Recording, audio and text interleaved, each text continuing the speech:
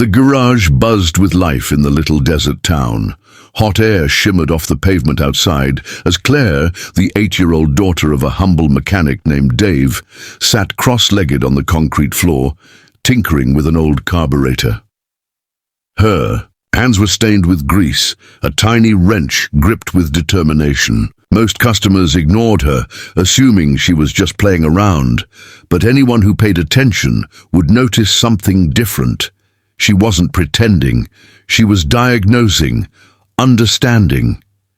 Dave watched her from across the bay, shaking his head with a soft smile. "She's got your hands." Old Gus, their part-time assistant, chuckled. Dave nodded. "And maybe her mother's brain." Claire had never known her mom. She died when Claire was only 2. Since then, it had been the two of them, side by side in this dusty shop.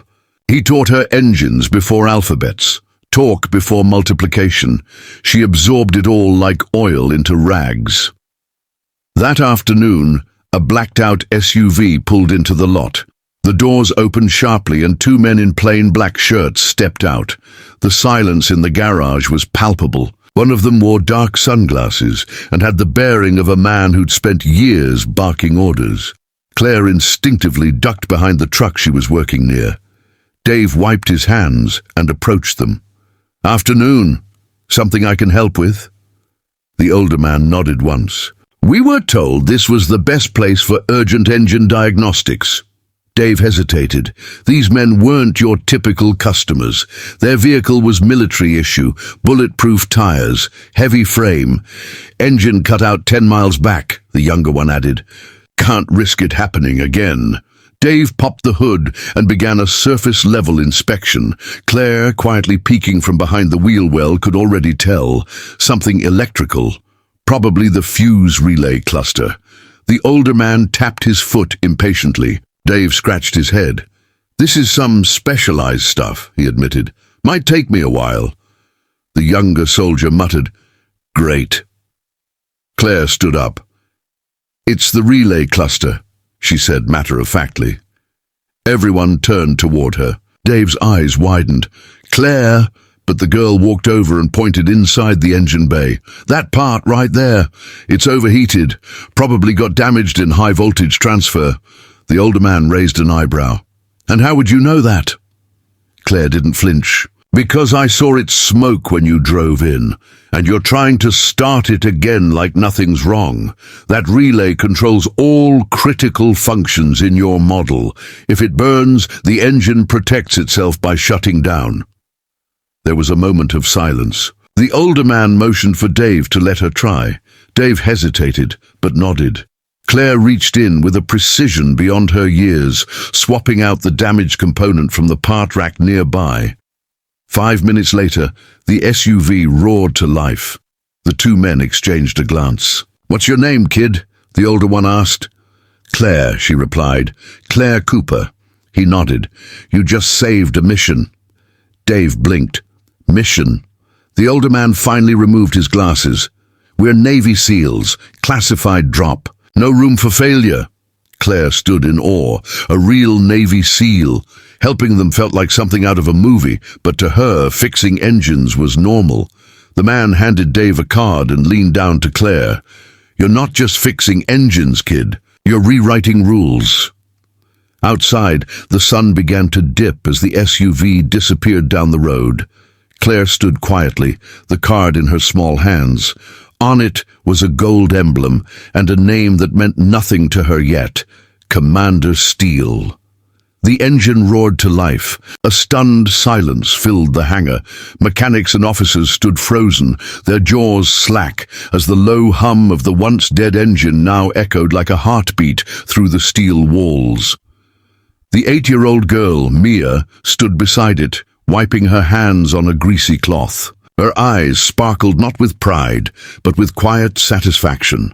The Navy SEAL, Commander Harris, stared at her as though seeing a miracle.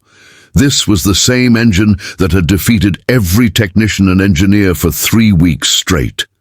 Classified, complex, rebuilt twice, and still dead. And yet, this child had done what no one else could. Mia looked up at him, unsure of what she was supposed to do next. "Is it okay now?" she asked softly. He walked closer, still processing. How did you know where to look?" She hesitated. "I read the diagnostics and I saw the flow chart. You were missing a grounding wire behind the secondary cooling coil. It made the fail-safe engage every time." He blinked. "That's not even in the manual." She nodded. "I know."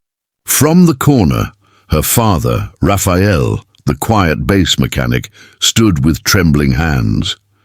Pride and disbelief battled behind his tired eyes. His daughter had just fixed a top-level military asset in front of the man who once doubted him. Commander Harris turned to the other officers. "Is this for real? Did anyone record that?" A junior officer replied, "The security cameras were rolling the whole time, sir." "Good, because nobody's going to believe me without proof." He turned back to Mia and crouched to her level. "Do you know what you just did?" She gave a small shrug. "I fixed it, like Daddy taught me." Commander Harris chuckled, then looked at Raphael. "She's your daughter?" "Yes, sir." "She just saved us $1 million overhaul, and possibly a mission." Raphael nodded, his voice hoarse. "She's always been like this. I taught her what I knew, but she sees things even I don't." More officers had gathered now, and murmurs of amazement echoed through the hangar. Someone began clapping, then more joined in. Within seconds, the entire room applauded the little girl in coveralls. Mia looked around confused, then smiled shyly. Harris straightened up. "Raphael, you've been on this base for how long?" 15 years. "I owe you an apology," he said seriously. "I thought you were just the guy who kept the floors clean and the lights on." Raphael smiled. "It's okay. Most people think that. Not anymore." He looked back at Mia. "We need to do something. This girl shouldn't be hiding in hangars fixing engines for fun. She's only 8, Raphael said quickly. "She's not ready for—" "I'm not saying military," Harris interrupted. "I'm saying support, education, opportunity. Whatever she needs." Another officer whispered something in Harris's ear. He nodded. "Right, Raphael, the Admiral just saw the footage. He wants to meet you both, tonight." That night, inside the base headquarters, the atmosphere was electric. Mia sat between her father and a stern-looking admiral with medals across his chest. But instead of scolding, the man smiled at her. "You remind me of someone I once knew," the admiral said. "Only she wasn't fixing engines at 8 years old." He pulled out a leather folder and slid it across the table. Raphael opened it and gasped. It was a full scholarship letter from a private tech academy in D.C., reserved for geniuses, funded by the Navy. "She'll be homeschooled on base until she's old enough," the admiral explained. "Then full access to labs, mentorship, and every engineering competition she wants to enter." Raphael's hands shook. "Sir, I can't afford this." "You don't need to," the admiral replied. "She already paid with her mind." Mia looked at her dad. "Do I get to keep fixing things?"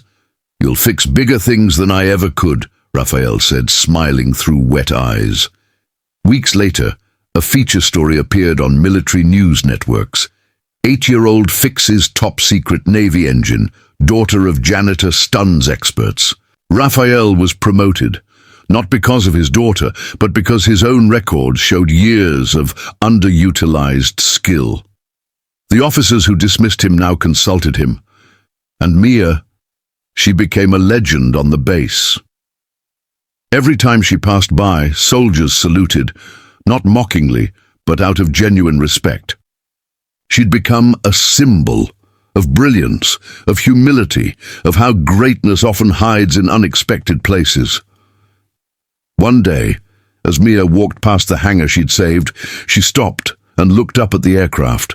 Her dad stepped beside her. "Thinking about the engine?" She shook her head. "Thinking about what else I can fix." He smiled. "Sky's the limit, Mija," and together they walked forward, father and daughter, janitor and genius, toward a future no one could have predicted, but one they had quietly built together, bolt by bolt.